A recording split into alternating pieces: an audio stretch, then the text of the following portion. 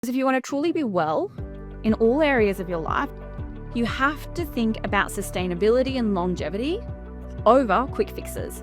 And the wellness industry, that version of it, is simply telling us we're not trying hard enough and we need to add more. And that's not it. It's not quick fix and quick hack. It's who do I want to be? How do I want to feel? If that's true, what do I do? And how do I build sustainable strategies and longevity around those things? Hello, and welcome back to another episode. I want to talk to you today about why the bigger concept of the wellness paradox does exist, and how well-being, wellness, and self-care have got a little bit intertwined, and perhaps why this is something that we're all starting to notice matters more and more. And you really can't open a device or go into a bookshop without seeing a self-development area or section. But there is a reason, and it does require a little bit of history. So I'm going to give you a history lesson. Now, I'm not a history buff. I didn't really enjoy history in school. But when I did my diploma of positive psychology and well-being, there was something that really stood out to me. And I thought, gosh, is this why the wellness industry is having a moment? And is this why we haven't truly understood that our well-being should be an integrated part of who we are? So prior to World War II, psychology had three main areas of focus. The first was about helping the gifted and talented. So people with natural abilities, they had natural strengths in things. They just got whatever it might be, whatever their area of talent was. It made sense to them. They didn't need a lot of teaching or learning. And so we wanted to know why and how and what we could do with that. The second priority was around helping people with mental illness. So how do we support those that perhaps can't function in society, who are withdrawing, who have mental illness that stops them from living a full life? And then the third pillar was everyone else. So you don't fall into one of those two categories, but everyone else, how do we give them the tools and strategies to thrive, flourish, and function well in their daily life? Now, this is what's become known as positive or popular psychology. And there's a reason for this too. So post-World War II, some significant things happened. We had the Great Depression, economy started to collapse, and in America, the APA, or the American Psychology Association, decided that it would actually put all of its money, funding, and research into one area of psychology to help boost back the economy, to help make people well. And that area was the area of mental illness. So what we saw were a lot of psychologists focusing in this area. We saw a lot more research come out about this, and people with mental illness had more access to psychologists. It became normal and expected to get help if you were in this category. And that's often what many of us think when it comes to accessing some type of psychologist, mental health, or even therapy services. Because a stigma kind of evolved from this. You only get help when you're at rock bottom. Some people have it worse than you. It's not that bad. Suck up and move on. You should just be happy for the life you've got. It's not that bad. Keep going. You don't need to see someone. And if you do, well, there must be something really wrong with you. And we internalized and adopted these thoughts and beliefs and messages. And it comes out of the idea that you only saw a psychologist if you actually did have something truly wrong. But that was never the way psychology intended it to be, because you had these two other areas. Now, gifted and talented remained a little bit, but the idea that every human should have access to tools to allow them to thrive and flourish, it really was left behind. But in 1996, Martin Seligman was made the president of the American Psychology Association. Now, you might be familiar with the name Martin Seligman. He's sometimes said to be the founding father of positive psychology, but as we've just learned, he's not. He's definitely someone who brought it back to life, though. And he's also known for his PERMA framework, which, if you look up wellbeing frameworks, is one of the most commonly used around the world. So in 1996, when Martin Seligman was made president of the APA, he decided to make it his mission to bring back these tools around thriving, flourishing, and functioning that every human should have had access to. And what came off the back of this was the self-help movement, the self-development and personal development movement, the influx of books and tips and strategies and podcasts and social media accounts that we now know that teach us about things like gratitude and setting boundaries and mindfulness and meditation and yoga and how to optimize our sleep and how we should spend our morning routine and building positive emotions and how to have healthy, adaptive and resilient strategies. The list goes on. There are hundreds and hundreds of positive psychology interventions, and this is why sometimes it can feel like a lot. Because what I become really apparent on, and what I know to be true around this, is that the idea of being well can feel like a task. It can feel like more to do. And that's because our understanding of well-being and wellness and self-care has become commercialized and has become something that we feel like we need to buy or squeeze into our day. And it actually shouldn't be like that. It actually doesn't need to be like that. But the wellness industry, as big as it is, let's be honest about that. I think it's one of the fastest growing industries in the world. It's worth like billions of dollars, and even more than the traditional Western health area is the wellness industry. So think things like supplements and protein powders and magnesium powders and sleep optimization tools, rings and gadgets that you can wear. It has become so big that you can't really look at anything online without it being put in front of your face. And in some ways, we've turned it into this performance metric. And I heard something the other day really landed. I was like, that is so accurate. When we were children, we were all trying to keep our Tamagotchis alive. You remember those little gadgets that we had? And we were like, I've got to feed it and I've got to sleep it. And we had them in our school bags and they beep and we try and get them. And our teachers would be like, sit down, you're like, my Tamagotchi's going to die. So we were keeping this alive. Well, now, you know what we're doing? We're all wearing these smart watches or smart rings, which I'm desperate to get, by the way. And we are obsessed, not with keeping our Tamagotchi alive, but with keeping ourselves alive. And so we're like, how many steps have I done? What was my heart rate like? How did I sleep? Oh, what was my sleep score? What was your sleep score? Oh, my sleep score's not that good. What's my HRV? How much water have I had today? How many times have I been to the gym? What's my strength? What's my running? What are my activities? We are obsessed with our smartwatches and how they keep us alive. I mean, they don't really keep us alive, but we've been told to optimize and maximize and pay attention to all of these things. But in some ways, the obsession around this can also mean we're moving further away from what we actually know needs to keep us well. Because true well-being is not based on what your smartwatch says.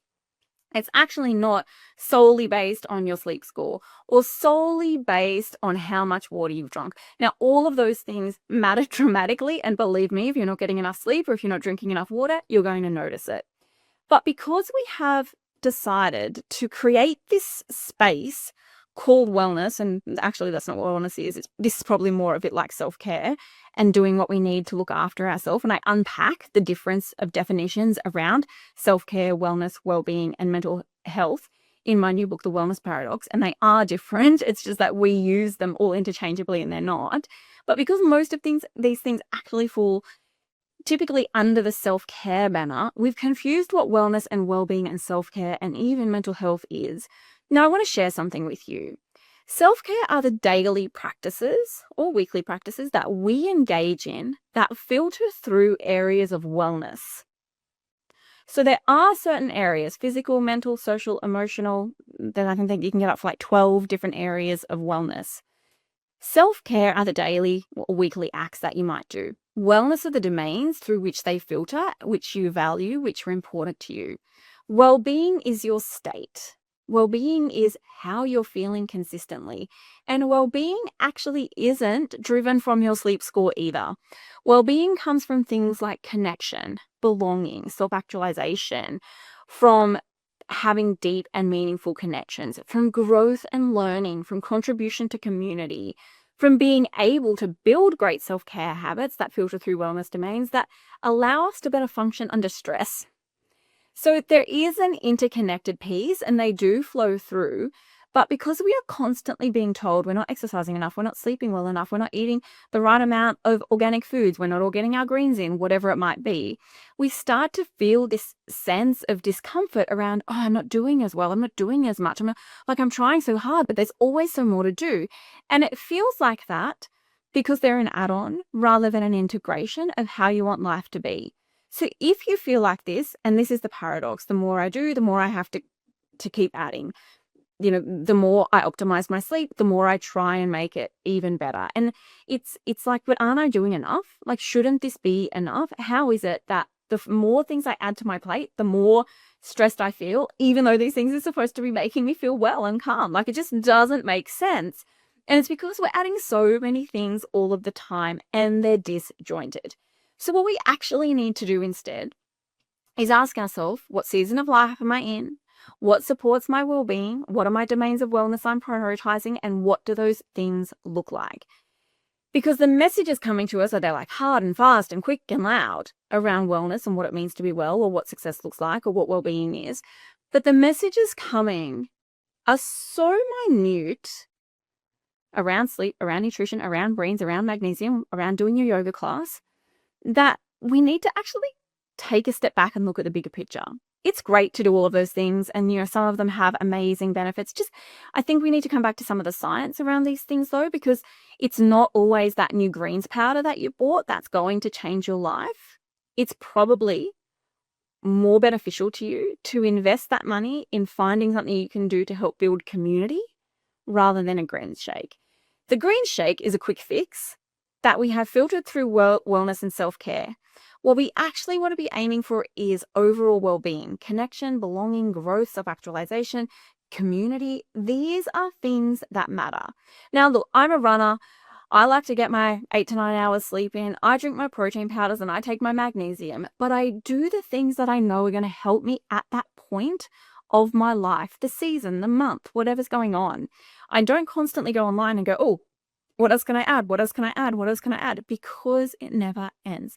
So the idea is to find these self-care and wellness tricks, tips, hacks, strategies backed by science that support you to live a life that aligns to the well-being that is going to make a difference. They support you to connect better.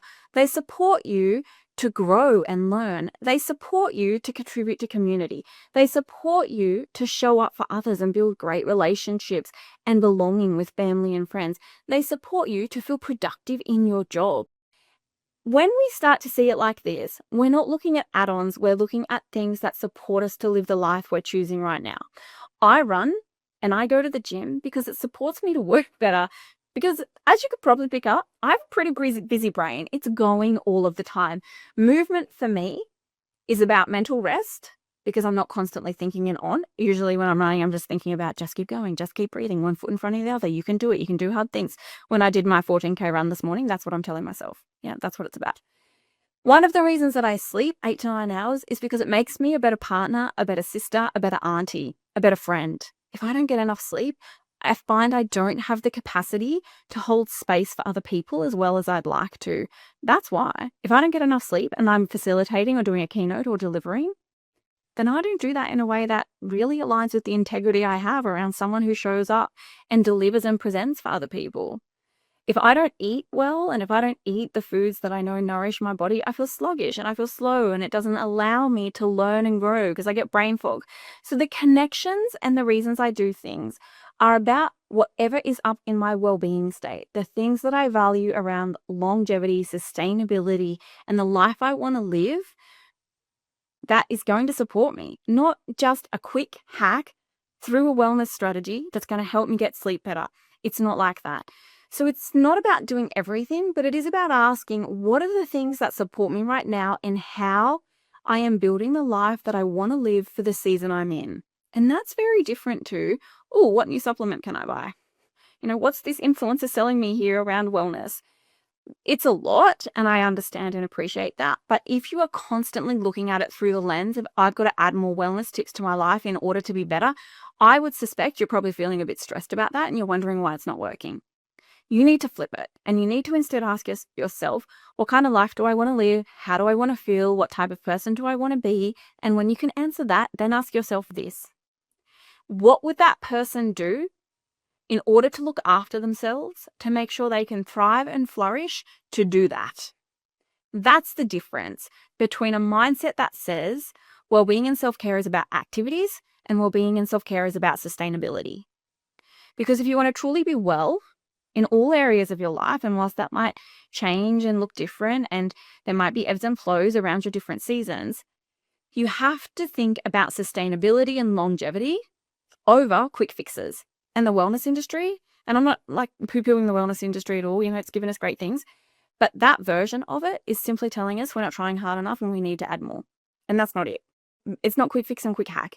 It's, who do I want to be? How do I want to feel? If that's true, what do I do? And how do I build sustainable strategies and longevity around those things that support me to have growth and connection and contribution and community and self-actualization and learning and productivity in my work and feeling complete. Like, that's what we want to be chasing. And unfortunately, you can't get that in a green shake or a matcha or a massage. It's not marketable. It's not sellable. It's not a quick fix. You can't put it in a pretty box and post it out to someone's house.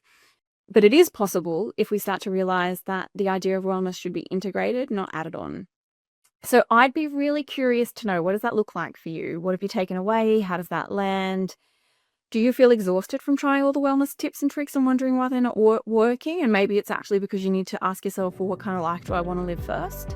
Have you tried everything? Maybe you know some really great tips you can share with us. We're always keen to learn and know more. As long as they're backed by science, we love them. There are some things I look at and I think, where did someone come up with that idea? Like, why? I honestly think if we all just slept more, life would be better. So I'm just going to leave you with that thought. All right, lovely people, have a wonderful day, night, evening, whatever time of day it is for you, and I'll see you somewhere soon. Bye.